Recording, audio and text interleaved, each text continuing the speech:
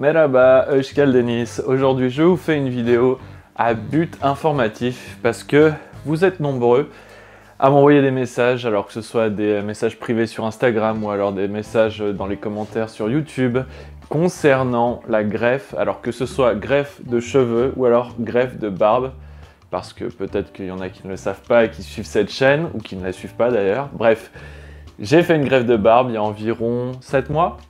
Et vous voyez maintenant le résultat qui paraît beaucoup plus naturel. D'ailleurs, je vais vous montrer ça tout de suite dans la salle de bain. Alors, je ne sais pas si la luminosité est correcte. Je ne sais pas si vous allez bien voir. Je vais essayer de zoomer un peu. Ça, c'est le côté gauche. Là, ici, vous avez le côté droit. Donc, comme vous voyez, c'est bien maintenant naturel. C'est bien fourni. Il n'y a plus aucun trou, plus aucun espace. Je vais vous montrer aussi la zone donneuse. Donc la zone donneuse qui est derrière la tête, en fait, qui est toute cette partie ici, où en fait le chirurgien et l'assistante prélèvent des greffons, des follicules, pour ensuite me les implanter, évidemment, sur le visage. Et c'est exactement, évidemment, la même chose pour les cheveux. Si vous avez, par exemple, une calvitie et que vous voulez recouvrir cette calvitie avec donc des greffons, la zone donneuse est la même derrière le crâne ici et ensuite c'est replacé ici. J'en profite avant de commencer cette vidéo de vous demander de vous abonner, d'activer la cloche. C'est très important pour le référencement de cette chaîne YouTube pour qu'elle grandisse toujours plus.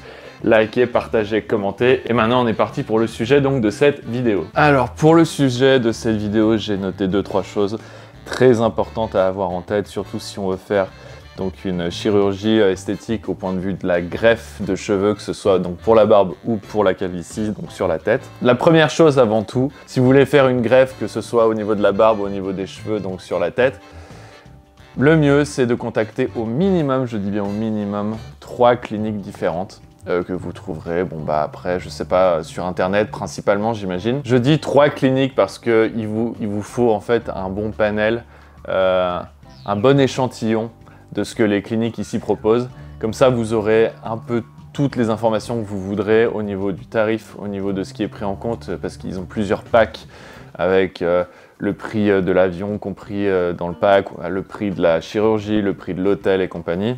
Vous aurez la méthode de travail, quel type de chirurgie ils utilisent pour donc cette opération, si le chirurgien est renommé ou non. Bref, vous aurez tout un tas d'informations.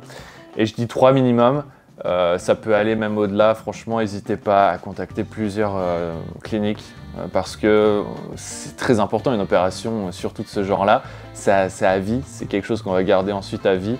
Et c'est votre visage, ou en tout cas c'est le dessus de votre tête, donc c'est quand même quelque chose de très visible.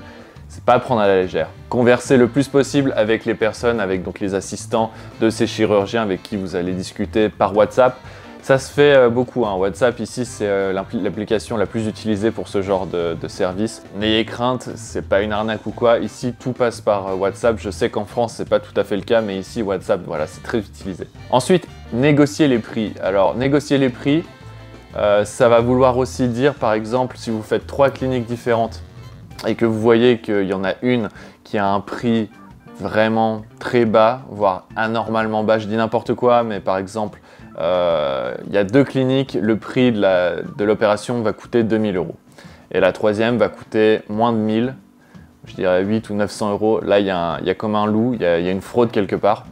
Faut aussi savoir qu'une opération de ce genre-là, si c'est pas minimum 1500, 2000 €, c'est à mon avis ça sent mauvais. Moi mon opération de greffe de barbe, je l'ai payé moins de 1000 € parce que j'ai eu une promotion assez dingue. Je connaissais quelqu'un dans la clinique là où j'ai fait donc cette opération, elle m'a fait moins 50% sur le prix.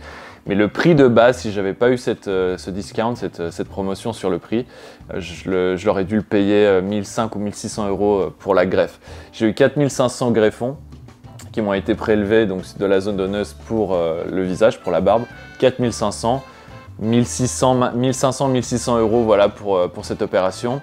Et c'est à peu près les mêmes prix pour une greffe de cheveux au niveau du crâne. Mais c'est le prix minimum, hein. Je dis 1500, 1600, c'est le prix minimum pour avoir quelque chose de qualité, quelque chose qui va rendre naturel, on va dire, au niveau du résultat.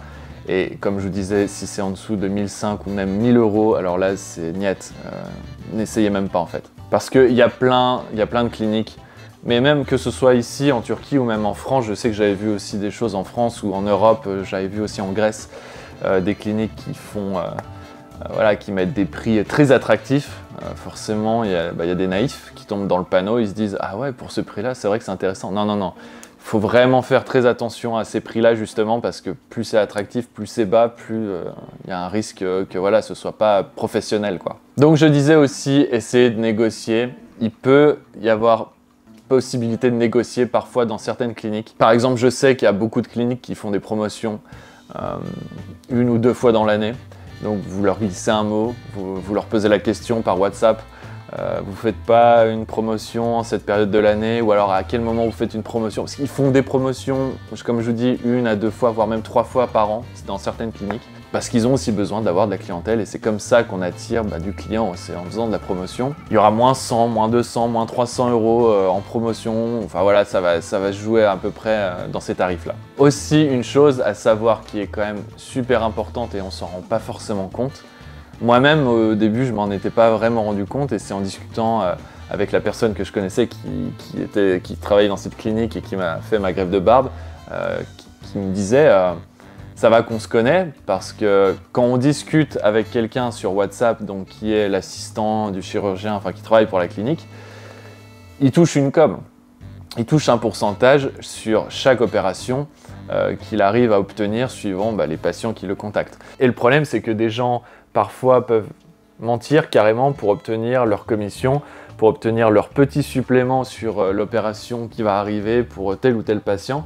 Et donc ça arrive parfois que des gens avec qui vous discutez sur WhatsApp, qui sont donc les assistants de ces chirurgiens qui travaillent pour la clinique, vous disent oui à tout et donc obtenir évidemment leur pourcentage. Et il faut aussi savoir un truc, c'est que je sais que j'ai déjà entendu ça plusieurs fois, dans certaines cliniques, ça se joue à la vente. Plus les interprètes avec qui vous allez discuter sur WhatsApp vont faire de ventes au mois, plus évidemment ils vont toucher une commission, mais c'est pas que ça aussi. Ils vont aussi bien se faire voir par leur hiérarchie. Alors je sais que c'est pas partout comme ça, mais voilà, j'ai des contacts dans certaines cliniques qui m'ont dit que ça arrivait. Voilà, c'est un peu la politique dans certaines cliniques. Plus vous faites du chiffre, plus à l'arrivée, vous allez être bien vu par la hiérarchie, plus vous pouvez monter en grade ou gagner plus en termes de salaire.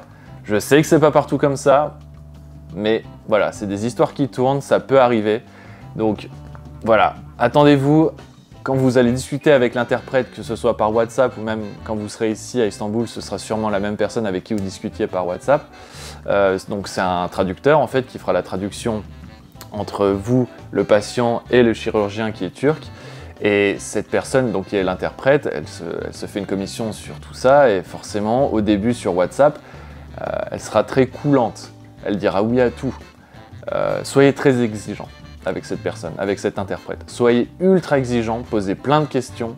Vous en avez rien à faire, hein. C'est pour vous, c'est pas pour quelqu'un d'autre. Donc posez toutes les questions que vous avez en tête, vous vous en foutez. Surtout que comme je vous disais, l'interprète sera une personne qui vous dira oui tout le temps, surtout, pour bien faire. Et pour essayer aussi de vendre. Donc voilà, assurez-vous bien de la chose, soyez sérieux. Et posez le max de questions que vous pouvez parce qu'encore une fois, c'est une opération qui va vous durer éternellement, que ce soit sur votre visage ou sur la tête, donc ce serait bête de se louper. Demandez aussi à cette personne, donc l'interprète sur WhatsApp, si donc la clinique en question fait partie du ministère de la Santé. Donc ça, c'est une question toute simple, toute banale à poser à l'interprète sur WhatsApp. Vous lui demandez le document qui stipule que cette clinique fait partie officiellement du ministère de la Santé. Et à partir de là, vous avez déjà une preuve que c'est pas de l'entourloupe. Ensuite, la bonne chose aussi à savoir, c'est demander le nom du chirurgien qui va vous opérer. Moi, par exemple, pour la greffe de barbe que j'ai eu le chirurgien qui m'a opéré du côté droit, enfin m'a replanté donc les follicules du côté droit de mon visage, je me souviens, et de l'autre côté en même temps, il y avait son assistante. Donc il y avait autant le chirurgien qui bossait sur mon visage que son assistante. Et ma greffe de barbe, elle a duré 5h30, 6h, c'était assez long. Mais comme je vous disais, il y a eu 4500 greffons qui ont été retirés, plus ensuite replantés. Donc ça a été assez long. Pour des greffes de barbe de 1005, 2000, 2005 greffons, normalement ça dure 2 fois moins longtemps. Comme je vous disais, posez un max de questions dans un premier temps à l'interprète avec qui vous allez discuter sur WhatsApp. Parce que j'ai remarqué un truc, Quand vous vous intéressez pour faire de la chirurgie esthétique, mais là c'est pour n'importe quoi, c'est autant pour de la greffe de barbe que de cheveux, que de, je sais pas, chirurgie du nez, du menton, des yeux, bref. Quand vous vous faites opérer, enfin si vous voulez vous faire opérer, vous prenez contact avec une clinique, c'est à vous de poser les questions. C'est généralement pas eux qui vont vous donner toutes les réponses que vous attendez, c'est à vous de poser les questions.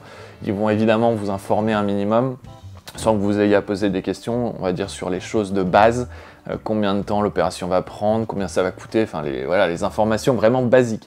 Mais si vous voulez aller dans le détail, c'est vraiment à vous, généralement, principalement à vous de poser les questions. Si vous avez telle ou telle crainte, eux, ils vont, comme je vous disais, ils vont vous poser des questions si vous êtes allergique à telle ou telle chose, combien de temps vous allez rester à Istanbul. Mais c'est vraiment les questions, enfin, ils vont vraiment vous informer sur les questions de base. Si vous voulez aller plus en profondeur, c'est vraiment à vous de prendre les devants et de poser les questions, toutes les questions que vous avez en tête. Assurez-vous aussi d'une chose, c'est la clinique en tant que telle, où elle est située, comment elle est notée, la réputation. Alors ça c'est très simple, vous posez la question à l'interprète sur WhatsApp, vous demandez le nom de la clinique et ensuite vous allez regarder tout simplement sur Google, vous regardez la note de cette clinique. C'est peut-être bête, hein, mais franchement ça peut déjà bien vous rassurer sur là où vous allez mettre les pieds. Donc voir la note Google, voir les avis, voir ce que les gens pensent. Et généralement, on a quand même énormément de réponses sur ce moteur de recherche. Donc voilà, vous verrez, si vous voyez par exemple une clinique qui a 1,5 ou 2 étoiles sur 5, avec des gens qui se plaignent de telle ou telle chose, bon, c'est vrai que ça la fout mal. Donc voilà, encore une fois, posez la question là où vous serez opéré, le nom du chirurgien, là où vous serez opéré. Voilà, toutes ces petites choses-là accumulées, ça donne quand même une bonne idée, une bonne vision globale de ce qui va arriver à votre barbe ou à votre tête. Alors maintenant, il y a une chose aussi à prendre en compte, c'est le nombre de greffons. Comme je vous disais, moi j'ai eu une opération avec 4500 greffons donc, de ma zone donneuse à ici, parce que j'ai une bonne densité de cheveux qui était assez épaisse et assez dense au niveau de ma zone donneuse pour faire ce type d'opération de 4500 greffons. 4500 c'est énorme. C'est énorme. Généralement, déjà je crois qu'en France ça se fait pas. Je crois qu'en France c'est 3000 ou 3500 greffons max pour une opération. Et si vous voulez ensuite avoir plus de greffons, vous faites une deuxième opération. Je sais qu'il y a des cliniques en France ou ailleurs en Europe qui proposent 2 opérations. Moi j'ai un pote qui est venu ici en Turquie là, il y a quelques semaines, il y a quelques mois. Il est vraiment chauve. Il a évidemment sa zone donneuse qui est ici où il y a encore des cheveux. Et la clinique lui ont dit carrément, vous aurez besoin de 2 opérations. Une de 4000 greffons et une de 2 ou 3000 greffons pour recouvrir vraiment votre crâne. Parce que si on vous fait une opération avec 6000 greffons par exemple ou 7000 greffons d'un coup, d'un seul comme ça, déjà l'opération sera trop longue, sera trop douloureuse. Enfin, il y aura beaucoup de choses qui vont pas aller dans le bon sens en fait. Donc c'est pour ça qu'ils lui ont proposé en fait 2 opérations de 4000 et 2 ou 3000 greffons. Quand c'est au-dessus de 4005 ou 5000 greffons, l'opération, n'y allez pas, c'est un conseil. Et vérifiez aussi la densité de votre chevelure, donc ici, surtout, là où il y a la zone donneuse. Moi, je me souviens quand j'ai fait mes recherches pour une greffe de barbe, j'ai quand même contacté, donc il y avait ma pote qui travaille dans cette clinique, là où j'ai fait l'opération, mais je me suis aussi renseigné dans d'autres cliniques, histoire d'avoir quand même, voilà, plusieurs avis différents. Et toutes les cliniques que j'ai contactées, j'avais donc les interprètes sur WhatsApp avec qui je discutais, ils me demandaient tous en début de conversation, alors il nous faut une photo de l'arrière de votre tête pour voir la zone donneuse, à quoi ça ressemble et tout. Alors en photo et en vidéo. Donc je prenais en photo, en vidéo, je leur envoyais. Et oui, il faut une bonne densité si vous voulez vraiment quelque chose de fourni, que ce soit au niveau de la barbe ou du crâne. Par exemple, vous avez une zone donneuse qui est avec des cheveux très fins ou qui sont pas épais ou c'est pas très dense. Vous attendez pas à avoir 6000 greffons qui vont être extraits. Enfin, à mon avis, ça m'étonnerait. Et demandez aussi, alors ça c'est un point aussi assez important, enfin tous ces points-là sont importants, mais je pense qu'arriver à la fin de tous ces points-là, le dernier point à garder en tête, c'est demander une garantie. Si par exemple l'opération ne vous a pas convaincu, vous pouvez demander une garantie à la clinique. Et en fait, cette garantie-là, au bout d'1 an post-opératoire, vous permet en fait d'avoir une seconde intervention par le même chirurgien, par la même clinique, gratuite. Ça, c'est ce que font pas mal de cliniques ici. Pas toutes, mais quand même beaucoup. Donc voilà, si vous êtes vraiment sur la défensive, si vous craignez un peu que ça loupe, posez la question d'avoir une garantie, c'est toujours ça de prix aussi. J'ai fait le tour, je crois, des points les plus importants. Si vous avez d'autres questions, évidemment, n'hésitez pas dans les commentaires à me bombarder de messages. Je serai toujours là, évidemment, pour vous répondre, que ce soit sur Instagram ou sur YouTube. Mais bombardez-moi plus de commentaires sur YouTube parce que c'est bon pour le robot YouTube. Ça fait grandir toujours plus la chaîne et ça promeut encore plus la vidéo. Bref, sur ce, je vous laisse. Et cette fois, je ne vais pas finir la vidéo par Gulé Gulé, mais par Özçakalim. J'espère que la prononciation est à peu près correcte. Allez, à une prochaine!